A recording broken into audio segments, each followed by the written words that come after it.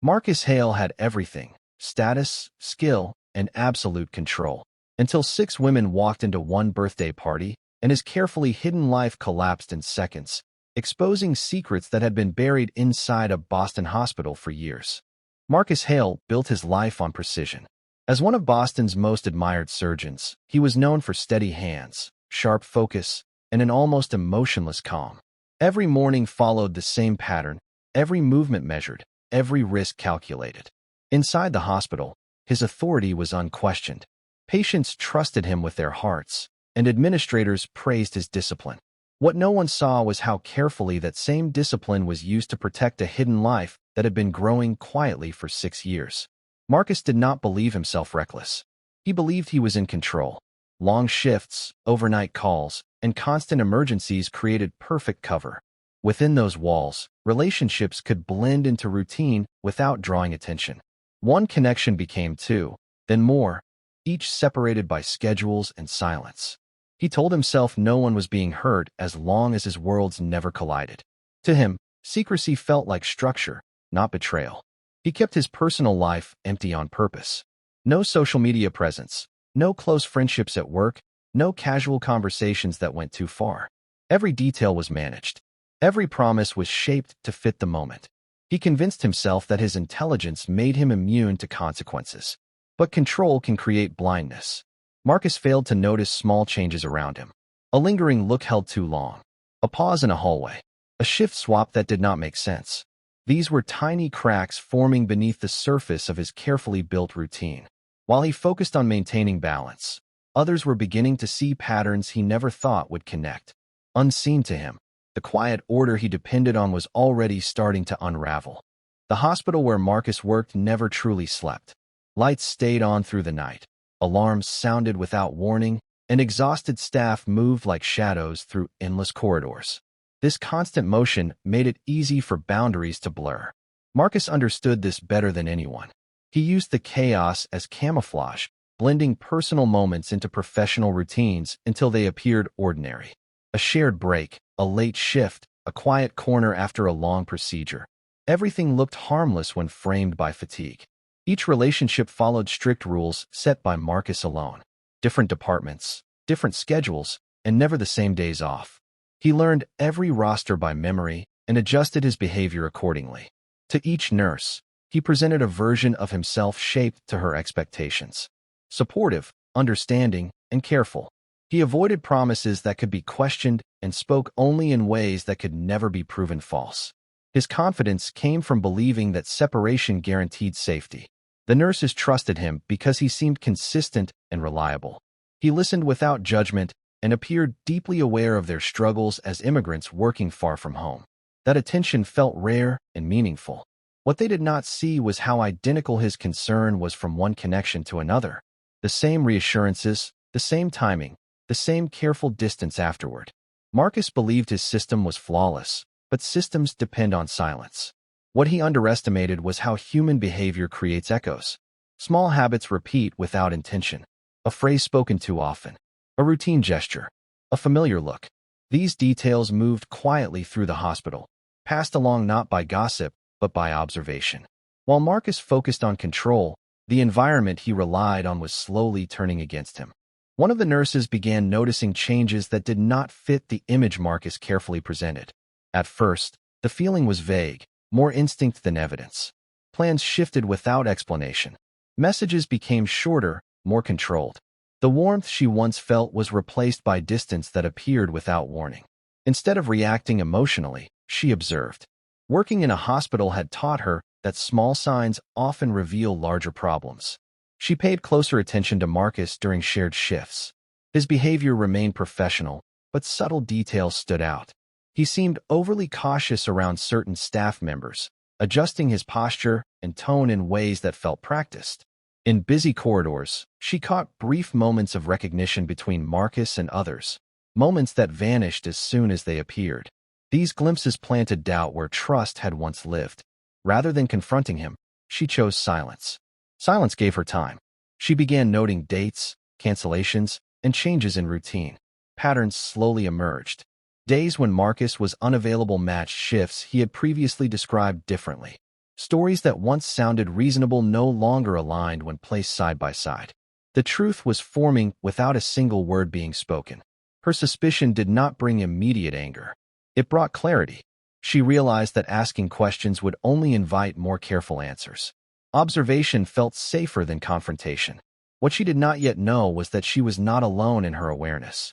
Elsewhere in the hospital, others were reaching similar conclusions, each in isolation. Unseen by Marcus, separate threads of doubt were moving closer together, preparing to meet in a way he could no longer control. Another nurse uncovered the truth through coincidence rather than suspicion. It began with a simple detail that refused to settle quietly in her mind. A date Marcus mentioned did not match the shift he claimed to be working.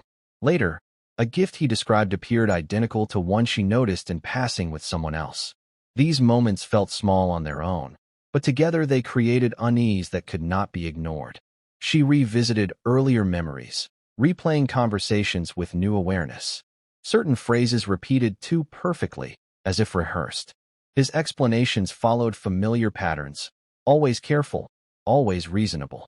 What once felt reassuring now felt constructed. Instead of confronting him, she allowed the discomfort to guide her attention. She listened more closely and watched more carefully. The hospital environment offered unexpected clarity. Break rooms, locker areas, and quiet corners revealed fragments of routine.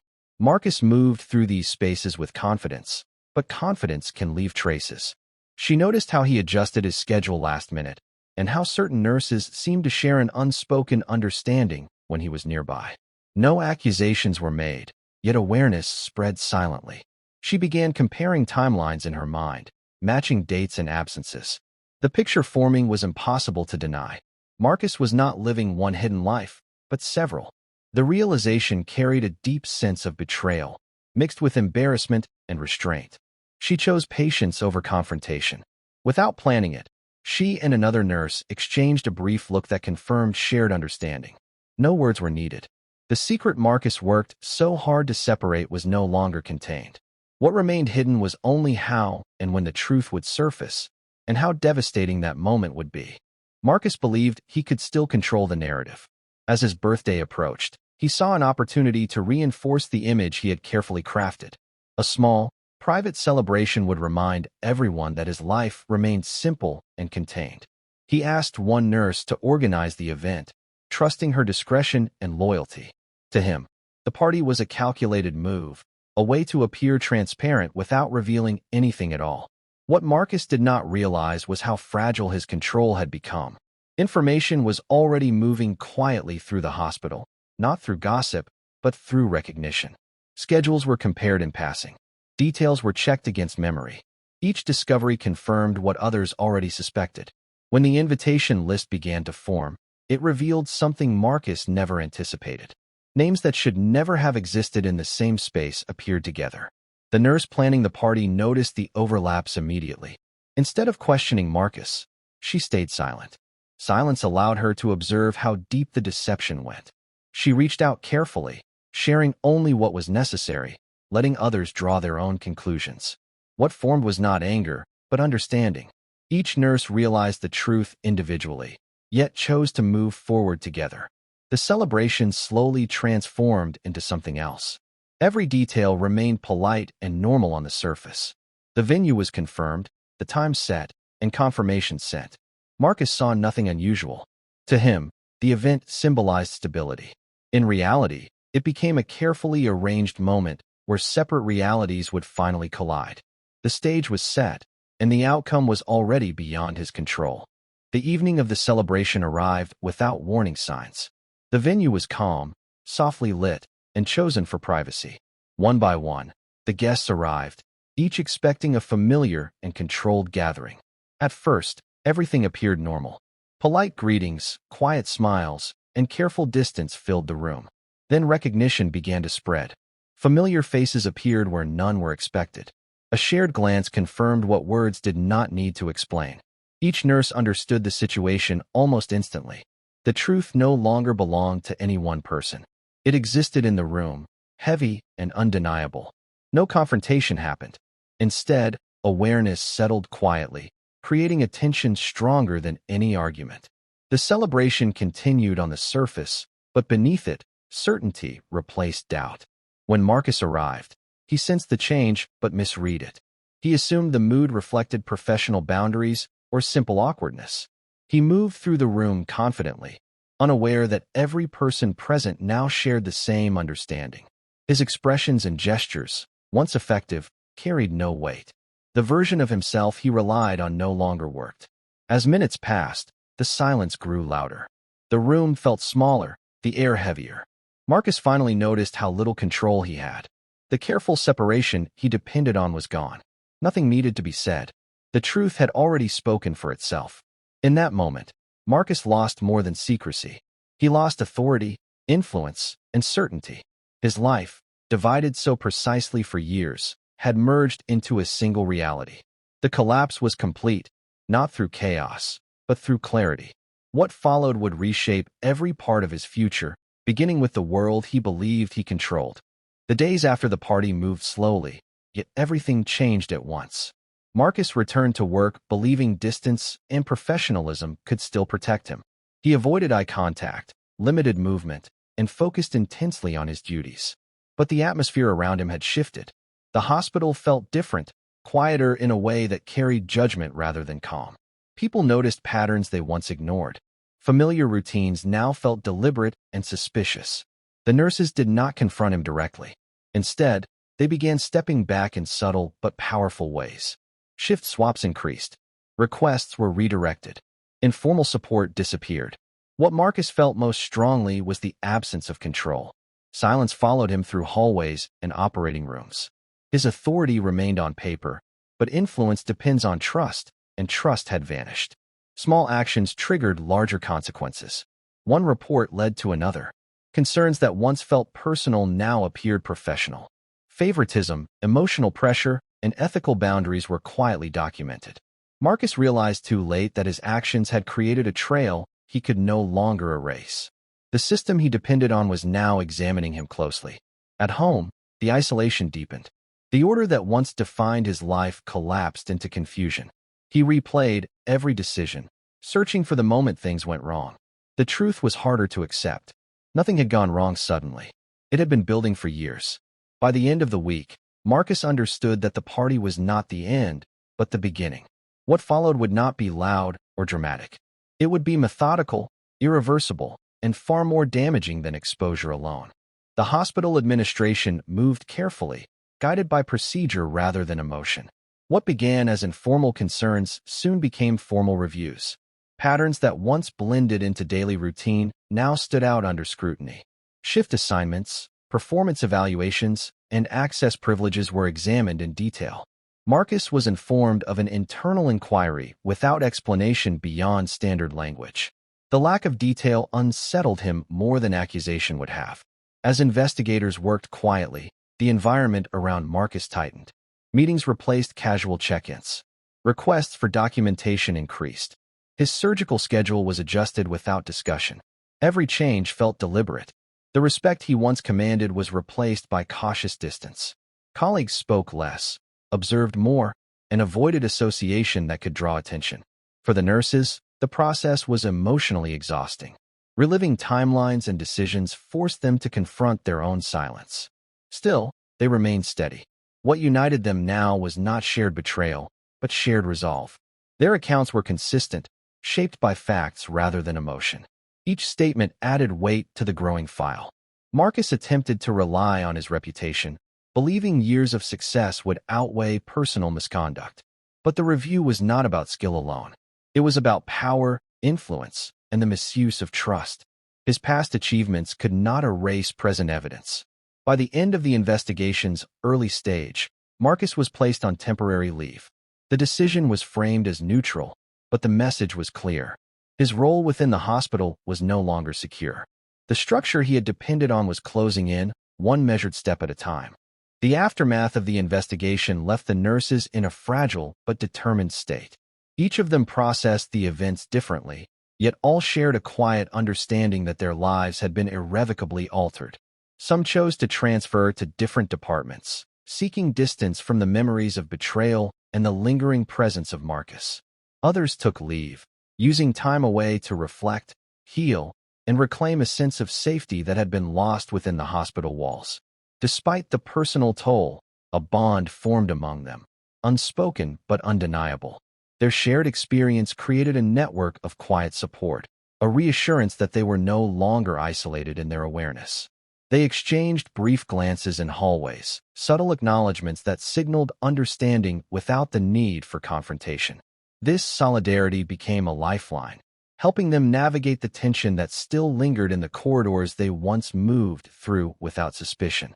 Professional routines slowly resumed, but the atmosphere had changed. Casual interactions now carried weight, and trust had to be rebuilt cautiously. The nurses became more vigilant, observing patterns in behavior that might have gone unnoticed before. Each shift became a balance of personal boundaries and professional obligations, a careful dance to maintain dignity while avoiding further exposure to manipulation. Through this period, resilience became their defining trait. They learned to rely on one another not for answers about Marcus, but for affirmation of their own strength. The experience left scars, but it also revealed capacity for endurance and courage.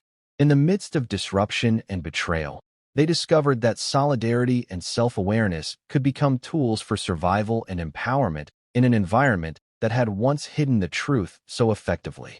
The investigation into Marcus Hale's conduct reached a stage that went beyond internal review. Hospital administrators, guided by ethical committees and professional boards, began examining his entire career. Every decision, every schedule, every report that once seemed routine was now scrutinized under a microscope. Patterns emerged that no single explanation could justify. Favoritism, mismanagement of professional boundaries, and emotional manipulation all appeared as undeniable threads weaving through his 6-year history of hidden relationships. Marcus struggled to defend himself. He relied on his years of surgical success, believing that skill and reputation could shield him from consequence. Yet the review made it clear that technical ability could not erase personal misconduct. Professional ethics demanded accountability, and the evidence against him, detailed records, corroborated timelines, and consistent statements from multiple witnesses, was too strong to dismiss. Patients, once trusting and loyal, began requesting transfers or second opinions. Colleagues who had once admired him now distanced themselves quietly, unwilling to be associated with controversy. Even minor interactions became tense, as everyone treated him with polite caution rather than respect. Marcus's authority, once absolute within operating rooms and hospital corridors, had begun to vanish. The hospital's reputation demanded swift action. Marcus was placed on extended leave pending the final decisions of professional licensing boards. While criminal charges were not filed, the ethical review threatened the very foundation of his career. In a matter of weeks, a life built on control, secrecy, and professional acclaim began to crumble. What remained was a stark reality. Skill alone could not protect him from the consequences of deception, and the world he had meticulously managed for years was unraveling irreversibly. The story of Marcus Hale ended not with dramatic confrontation, but with quiet devastation. His career, once marked by respect and authority, had disintegrated under the weight of his own choices.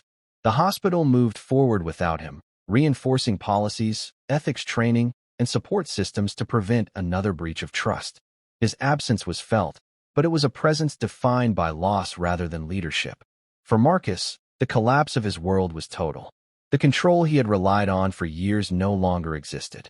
Colleagues avoided him, patients requested alternatives, and the professional identity he had built so carefully was now in ruins.